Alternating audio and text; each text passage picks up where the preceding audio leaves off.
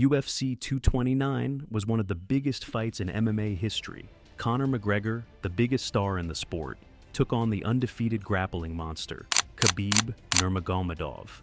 But this wasn't just a fight, it was a war. From the press conference to the cage, things got personal, and the world watched as Conor got dominated. So, how did Khabib completely shut down McGregor? Let's break it down. Chapter 1. The Build-Up, Trash Talk, and Mind Games.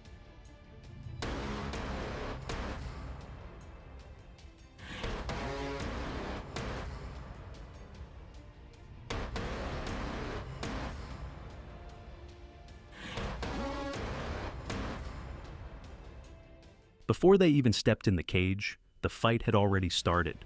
Conor did what he does best, trash talk, to get in his opponent's head. He mocked Khabib's wrestling, called him little glass jaw rat, and even attacked a bus full of fighters in Brooklyn just to send a message. But here's the thing. Khabib doesn't play mind games.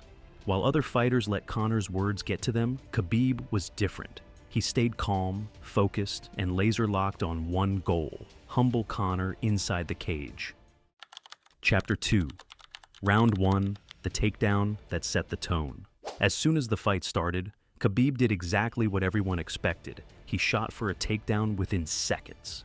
Conor tried to stuff it, but Khabib's chain wrestling is on another level. He wrapped up Conor's legs, dragged him to the mat, and immediately controlled him.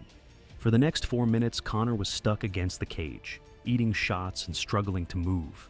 It was clear he was in Khabib's world now. Chapter 3. Round 2. Khabib's shocking stand-up moment. Then came Round 2, and something shocking happened. Khabib rocked Conor on the feet. No one expected Khabib, a wrestler, to land a clean overhand right that sent McGregor stumbling.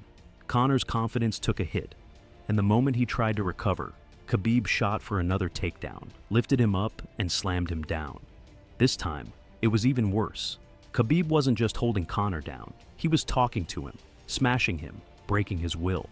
He even looked at Dana White and yelled. We came into this fight unquestionably. Chapter 4, Round 3, Conor's best round, but not enough.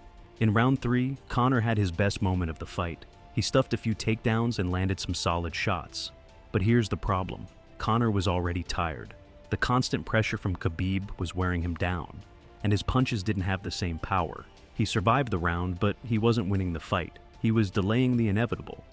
Chapter 5, Round 4, the end. The moment that ended it all. Khabib took Conor down again, passed his guard, and locked in a tight neck crank. Conor had nowhere to go. He tapped. The fight was over. Khabib had dominated Conor in every way possible, on the feet, on the ground, mentally, and physically. Chapter 6, the aftermath, brawl and legacy. But the night wasn't over. Khabib wasn't satisfied. He jumped the cage and went after Conor's team, sparking one of the craziest post-fight brawls in UFC history. The rivalry had gone beyond the octagon. Khabib was suspended, Conor took years off, and the rematch, it never happened. Khabib went on to retire undefeated, cementing his legacy. Conor, on the other hand, never looked the same. This fight marked the beginning of his decline. So, what do you think? Was this fight the moment Conor's career started going downhill? And could he ever beat Khabib in a rematch? Drop your thoughts in the comments, hit that like button if you enjoyed the breakdown, comment your thoughts, and don't forget to subscribe for more MMA content.